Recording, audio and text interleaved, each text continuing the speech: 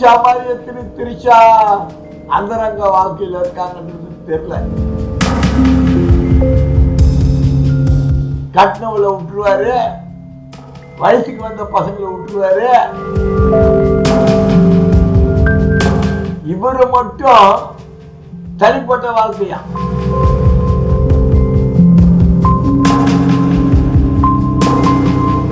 பெண்கள் வாக்குரிமை சட்டத்தின் கீழே உன்னை கைது போடுவோம்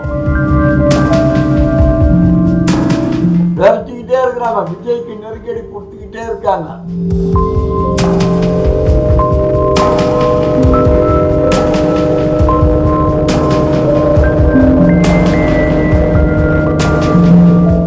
அந்த காலகட்டத்துல ஒரு கூட்டத்துல ரிப்போர்ட்டருக்கு அண்ணாதுரையை பார்த்து கேள்வி கேட்டாங்க. பானுமதிக்கு உங்களுக்கு ஏதோ கிசு கிசுன்னு சொல்லுதுன்னு சொல்லிட்டு அவரு பத்திரிகையாளர்களுக்கு நச்சுன்னு ஒரு பதில் சொல்லி முடிச்சுட்டு போயிட்டார்.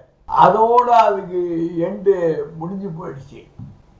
ஆனா நம்ம சைல்டு பேபி விஜய் இருக்கார் பத்தியா, சைல்டு பேபின்னு அரசியலுக்கு தான் ஒரு சைல்டு பேபி. தனிப்பட்ட அந்தரங்க வாழ்க்கையில் அவரை மாதிரி வில்லன் யாருமே கிடையாது, ஹீரோ கிடையாது. அந்தரங்க வாழ்க்கையில வில்லன், குடும்ப வாழ்க்கையில வில்லன், சினிமாவில் நடிக்கிறது தான் ஹீரோ. Zero hero.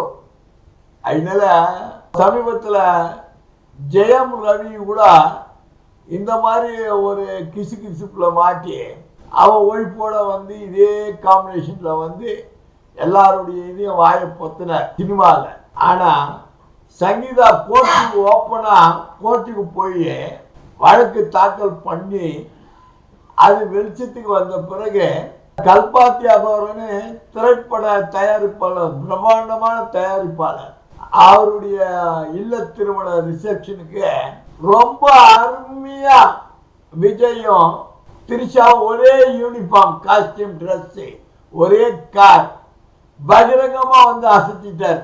அதான் வெட்ட வெளிச்சம் ஆகி போச்சு. கோர்ட்டுக்கு வந்தாச்சு, யூடியூப்பு வாட்ஸ்அப்பு எல்லாம் வாங்கி எடுத்துட்டாங்க. அவரும் முடிவு பண்ணிட்டார், நான் இதுதான் என் வாழ்க்கை, இது என்னுடைய தனிப்பட்ட வாழ்க்கை. என்னடா இது, மாமியார் வச்சா மண்கூடம், மருமக வச்சா பொன்கூடமா. இவரு மட்டும் தனிப்பட்ட வாழ்க்கையா. கட்டினவளை விட்டுருவாரு, வயசுக்கு வந்த பசங்களை விட்டுருவாரு, திருச்சாவோட ஒரு சுத்துவாரு. இவர் ரொம்ப காலமா சுத்தின்னு இருக்கிறாரு. சினிமாவில் இருந்த வரைக்கும் வரல, அரசியலுக்கு வந்த அந்தரங்க வாழ்க்கை முழுவதும் வெளிச்சத்துக்கு வரும். நீ இப்போ இன்றைய ஸ்டேஜில் உன்னை கணக்கெடுத்தா நீ ஒரு அக்யூஸ்ட், நீ ஒரு அக்யூஸ்ட். இந்த மாதிரி இழிவுபடுத்தி இந்த மாதிரி செயலாம் செஞ்சதுக்கு உன்னை போக்சோ சட்டத்தில் கூட கைது பண்ணலாம். உன் மனைவி ஒரு புகார் கோர்ட்டில் ஃபைல் பண்ணிக்கிறதுல ஒரு லைன் சேர்த்து கொடுமை பண்ணி என்ன இந்த மாதிரிலாம் பண்ணுறாங்கன்னு சொல்லி ரிக்கார்டுக்கெல்லாம் ஒரு வழக்கு போட்டால் நீ அக்யூஸ்டு. உன் தனிப்பட்ட வழக்கில் நீ அக்யூஸ்டு. ஏற்கனவே டாக்ஸ் கட்டுறதுல அக்யூஸ்டு. நீ என்னடா கட்ட தூய சக்தியா, தீய சக்திக்கு போய் தூய சக்தியா.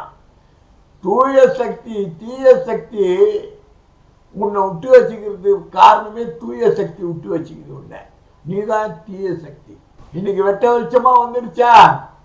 நேற்றுக்கு ஈவினிங்ல இருந்து எந்த சேனலை பாரு, எந்த யூடியூப் சேனலை பாரு, எந்த வாட்ஸ்அப்பை பாரு, உன் கமெண்ட்ஸு ஐயோ ஐயோ இதோட உனக்கு என்னடா கேவலம். உன் கூட்டத்துக்கு எவனா வந்தா யம தர்மராஜா கூட்டம் போடுற கதை. நீ பொது கூட்டம் போட்டாலும் மக்கள் சந்திப்பு கூட்டம் போட்டாலும் காவு வாங்கிக்கிட்டே இருக்கு. பரவாயில்ல, திருவான்மையூர் ஏதோ இருக்கா மேரேஜால் பெரியால் இதில் இந்த கல்பத்தி அகோரம் வச்சிருவா தப்பிச்சுது. இந்த மாதிரி விஜய் அங்கே வரப்போனாங்க நொறுக்கிட்டு இருப்பானுங்க ரசிகருக்கா. நீயா வர வச்சுட்டு இருப்ப, அது யாருக்கும் தெரியாம போயிடுச்சு. இப்போ இன்னைக்கு தான் ஸ்டேஜ்னு கேட்டா ஏடிஎம்கே பிஜேபியினுடைய நிலை கவலைக்கிடமா போயிடுச்சு. எதற்கு ஓபிஎஸ் சேர்ந்தது, விஜயகாந்த் சேர்ந்தது, அங்கீகரிக்கப்பட்ட கட்சி, அங்கீகரிக்கப்படாத கட்சி, கிறிஸ்துவ அமைப்பு எல்லாம் ஆதரவு தெரிவிச்சிச்சு திமுகவுக்கு. மெழுகு ஏறி போச்சு பலம். இது எப்படியா உடைக்கிறதுக்கு விஜயை இன்னும் தூண்டி போட்டு இருக்கு. பிஜேபி விஜயை இன்னும் தூண்டி போட்டு இருக்கு. இப்ப கூட பகிரங்க மிரட்டல், நீ வந்து சேரனா உன்னை பெண்கள் வன்கொடுமை சட்டத்தின் கீழே உன்னை கைது பண்ணுவோம், இடியில கைது பண்ணுவோம், ஐடியில மிரட்டுவோம் இப்படின்னு இன்னைக்கு திரட்டன் போய்கிட்டே இருக்கு. கொஞ்சம் நெஞ்சம் ஓட்டு வங்கி வச்சிருக்கிறத கொள்கை எதிரி பாஜக அதிமுக ஊழல் கட்சின்னு சொல்லி பிரச்சாரம் பண்ணிட்டாரு. இப்போ இந்த கட்சியோட கூட்டணின்னு சொன்னா எப்படி இருக்கும்?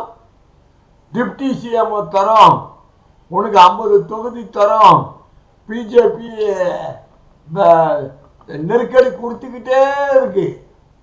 விஜயனுடைய கூட்டணி அதிமுக பிஜேபி கூட்டணி முடிவுஞ்சாதான் தேர்தல் தேதி அறிவிப்பாங்க. தேர்தல் பார்ட்னர் மோடிக்கு தேர்தல் கமிஷனை விரட்டிக்கிட்டே இருக்கிறாங்க, விஜய்க்கு நெருக்கடி கொடுத்துக்கிட்டே இருக்காங்க. இப்ப விஜய் கதை யானை இருந்தாலும் பொண்ணா இறந்தாலும் 1000 பொண்ணுன்னு சொல்லுவாங்க. ஆனா விஜய்க்கு இன்னைக்கு தூக்கு மாட்டிக்கிற தற்கொலைக்கு தயாராகிற ஸ்டேஜுக்கு நெருக்கடி கொடுக்குறாங்க. இவர் இதுல கட்சியில சேர்ந்தாலும் கொஞ்சம் கொஞ்சம் இருக்கிற மான மரியாதை போயிடும், கூட்டணியில அவர் தனியா நின்னாலும் மான மரியாதை போயிடும். நெருக்கடி பயங்கரமா இருக்கு. அவங்க கட்சியில் இருக்கிற ரசிகர்களுடைய அம்மா அவங்கெல்லாம் பசங்களை கழுவி ஊத்துறாங்க, பொம்பளை பசங்களை எல்லாரையும்.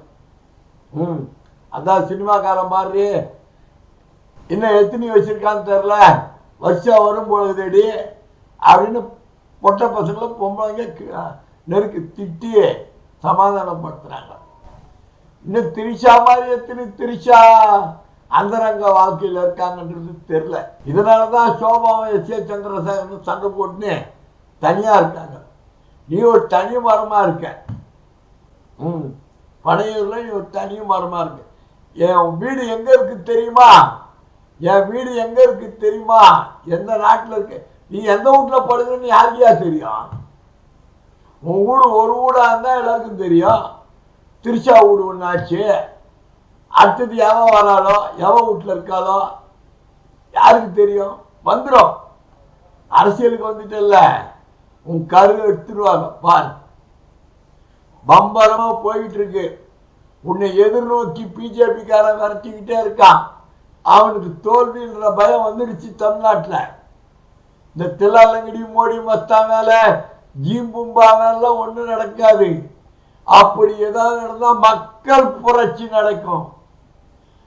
வெளிநாடுகள்ல நடக்குது பாரு மக்கள் புரட்சி, அந்த மாதிரி தமிழ்நாட்டில் ஜல்லிக்கட்டு மாதிரி 4 மடங்கு கூட்டம் ஜல்லிக்கட்டா மக்கள் திரளுவாங்க. இந்த எலெக்ஷன் கமிஷன் வேலைலாம் இங்க ஒன்றும் நடக்காது, தில்லாலங்கடி வேலைலாம். அதனால அவன் முடிவு பண்ணிட்டான், இன்னும் வலு சேர்க்கறதுக்கு விஜய் எப்படியாவது கட்சியில சேர்க்கணும். அதுக்கு என்னென்ன நெருக்கடி கொடுக்க முடியுமோ எல்லா நெருக்கடி கொடுக்கவே தான் அவர் நேற்று பகிரங்கமாக கூப்பிட்டு வந்துட்டார் ரிசப்ஷனுக்கு. டிக்ளேர் முடிஞ்சு போச்சு. இன்னும் அடுத்த எவ்வளவு வந்து ஒரு கம்ப்ளைண்ட் கொடுத்தாதான் அடுத்த கட்ட நடவடிக்கை. அந்த மாதிரி நடவடிக்கை அவருக்கு அட்வைசருங்க இருக்காங்க சொல்றதுக்கு. காசு பணம் உள்ளவன் அட்வைசர்கள் நிறைய லீகல் அட்வைசருங்க இருப்பாங்க, சொல்லுவாங்க. பரவாயில்ல, எது எப்படி இருந்தாலும் திமுகவினுடைய பலம் மெருகேறிக்கிட்டே போகுது. தோல்வி பயத்தில் பிஜேபி கூட்டணி, விஜயை மிரட்டும் பிஜேபி. சந்திப்போம் அடுத்த காணொலியில்.